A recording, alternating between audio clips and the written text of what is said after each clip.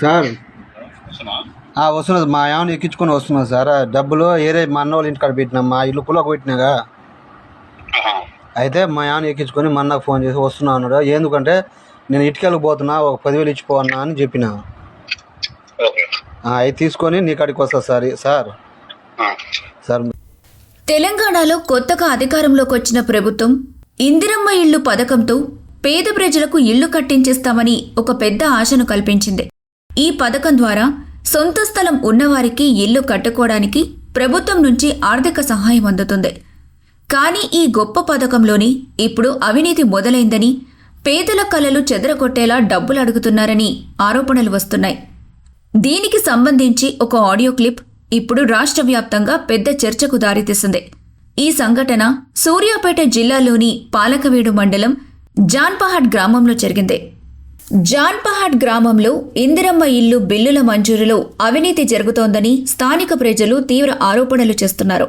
ఈ ఆరోపణలకు బలం చేకూరుస్తూ ఒక ఆడియో కాల్ బయటపడింది. ఆ ఆడియో కాల్లో ఒక పంచాయతీ కార్యదర్శి ఒక లబ్ధిదారుడితో మాట్లాడిన మాటలు చాలా షాకింగ్గా ఉన్నాయి. ఇంటి బిల్లు మంజూరు కావాలంటే 2% కమిషన్ ఇవ్వాల్సిందేనని ఆ కార్యదర్శి చాలా స్పష్టంగా చెప్పినట్టు వినిపిస్తోంది. కమిషన్ ఇవ్వకపోతే బిల్లు మంజూరు కాదని, ఫైల్ ముందుకు వెళ్లదని ఆయన లబ్ధిదారుడిని బెదిరించినట్టు కూడా తెలుస్తోంది. ఈ ఆడియో లీక్ అయిన తర్వాత గ్రామ ప్రజలంతా నివ్వెరపోయారు. ఎందుకంటే ఒకవైపు ఇల్లు కట్టుకోవడానికి అప్పులు చేసి కష్టపడుతుంటే, మరోవైపు ప్రభుత్వ ఆఫీసుల్లో ఇలా డబ్బులు డిమాండ్ చేయడం ఎంత దారుణమో అర్థమవుతుంది. ఇది కేవలం ఒక్క లబ్ధిదారుడి సమస్య కాదు. గ్రామంలో చాలామంది ఇలాంటి సమస్యను ఎదుర్కొన్నారని వారు చెబుతున్నారు. ఇక ఆడియోలో ఇంకో షాకింగ్ విషయం కూడా బయటపడింది. ఈ డబ్బుల్లో కేవలం పంచాయతీ కార్యదర్శి మాత్రమే కాదు, అసిస్టెంట్ ఇంజనీర్, డివిజనల్ ఇంజనీర్ లాంటి ఉన్నతాధికారులకు కూడా వాటాలు ఉంటాయని ఆ కార్యదర్శి స్పష్టంగా చెప్పినట్టు వినిపిస్తోంది.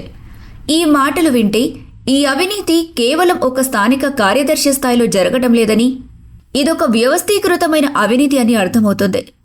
పైనుంచి కింది వరకు అందరూ ఈ అవినీతిలో భాగస్వాములయ్యారనే అనుమానాలు ఇప్పుడు తీవ్రంగా వ్యక్తమవుతున్నాయి. సర్కార్ నుంచి లభించే పథకం, కానీ మాకు ఇల్లు రావాలంటే డబ్బులు పెట్టాలంటే ఎక్కడి న్యాయమని లబ్ధిదారులు ఆవేదనగా ప్రశ్నిస్తున్నారు.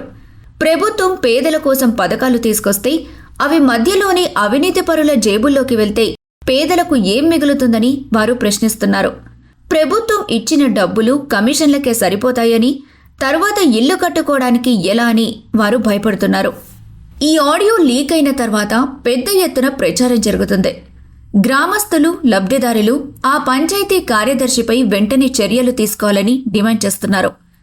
డబ్బులిస్తేనే పథకం లభిస్తే ప్రభుత్వ పథకాల అసలు ఉద్దేశమేంటని వారు తీవ్రంగా విమర్శిస్తున్నారు. ప్రభుత్వ పథకాల మీద ప్రజలకున్న నమ్మకం దెబ్బతింటోందని వారు ఆవేదన వ్యక్తం చేస్తున్నారు. ఈ ఘటనపై ఇప్పటి వరకు అధికారులు అధికారికంగా స్పందించలేదు.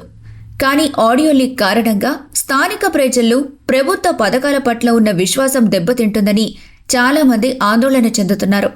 ఇప్పుడు అందరిలో ఉన్న ప్రశ్న ఇదే: ఈ ఆరోపణల నేపథ్యంలో సంబంధిత అధికారులపై విచారణ జరుగుతుందా, లేక ఇది కూడా మరోసారి వాయిదా పడిపోతుందా? పేద ప్రజలకు న్యాయం జరుగుతుందా లేదా అనేది ఇప్పుడు ఆసక్తికరంగా మారింది. ఈ ఒక్క సంఘటన ప్రభుత్వం ఇందిరమ్మ పథకాన్ని ఎలా అమలు చేస్తుందనే దానిపై ఒక పెద్ద ప్రశ్నను వేసింది.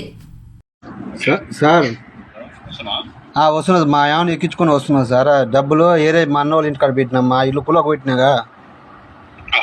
అయితే మా ఏమైనా ఎక్కించుకొని మా అన్నకు ఫోన్ చేసి వస్తున్నా అన్నాడు. ఎందుకంటే నేను ఇటుకెళ్ళకి పోతున్నా, ఒక 10,000 ఇచ్చిపోవన్నా అని చెప్పిన. అవి తీసుకొని నీ కాడికి వస్తా సార్. దయచేసి నా బిల్లు అయితే ఆపకండి సార్, నీకు దండమైన. సరే సార్, ఇప్పుడు ఒక 10, తర్వాత ఒక 5 సార్. సరే సార్, వస్తా సార్. సార్ వచ్చినా సార్, బ్యాంక్కి 2 ఫోటోలు కావాలన్నారు సార్. ఏదో ఏలుముద్ర మాయా ఫస్ట్ ఏలుముద్ర పెట్టింది, ఇప్పుడే సంతకం పెట్టింది సార్. అయితే 2 పాస్ ఫోటోలు తీసుకొని రా అన్న అంటే ఇంటికి వచ్చిన 2 పాట పుస్తకాలు తీసుకొని మిమ్మల్ని ఇప్పుడు వస్తున్నా సార్. బ్యాంక్ పోయితే మళ్ళీ ఎన్నికి పంపిస్తే Aadhaar card, bank account, 2 pass ఫోటోలు తీసుకున్నా ఇప్పుడు బ్యాంక్కి పోతున్నా సార్. తొందరగా మరి ఆ, ఆ. ఏం చెప్పట్లేవు, లేట్ చేస్తున్నావు. ఇంత టైం అవుతుందని చెప్తే నేను ఏదో ఒకటి చెప్తాను. అదేలే కానీ సార్ నా ఇప్పుడు అయిపోద్దని బ్యాంక్కి పోయినా సార్. ఇంట్లో ఉన్నాయని పోతే ఇక మన్నోళ్ళు ఇంటి వాళ్ళు చేనుగాడికి పోయారు సార్. మొన్న బర్త్డే తీసుకోలే, ఆడ ఇల్లు కుల్ల కొట్టినా ఆడ పెడదామని తీసుకోలే, బ్యాంకులోనే ఉంచిన. పో మరి తీసుకో. సరే సార్. ఒక పని చేయి మరి, సార్. నిమ్మలంగా తీసుకొని రేపు వస్తావా? నెడిజల్ వస్తావా? నేడించలా సార్? ఆ, నేడించలో వచ్చి ఆడ ఫోన్ చేయండి సార్. నువ్వు నెడింజల్లో వచ్చి నెడింజల్ రాగానే ఫోన్ చేయి. వస్తావుగా నెడింజల్ అయితే రేపు? రేపు ఇవాళ నేడించల కానీ వస్తా సార్. ఇవాళ వస్తావా? ఇవాళ కుదరదులేదు సార్, ఈ బ్యాంక్కి పోయి ఇప్పుడు టైం ఎంత సార్? ఆ, సంతకం పెట్టి చేసేసరికి టైం అయింది సార్.